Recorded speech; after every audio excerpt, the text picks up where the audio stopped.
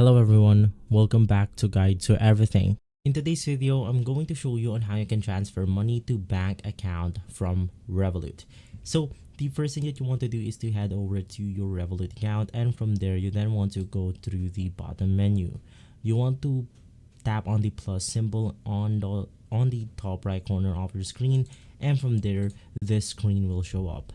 So basically all you have to do is to go ahead and enter the amount that you want to send to a bank account, and from there you will be able to go ahead and enter the recipient's email, which is going to be something like this, the bank that you want to send into. For example, in our case, it's going to be the Guarantee Trust Bank. It's going to be something like American Express or your preferred bank.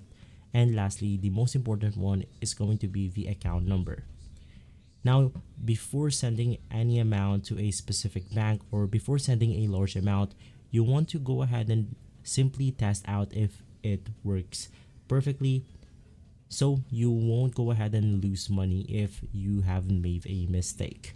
Always check the credentials when sending money to another bank, and from there you should be good to go.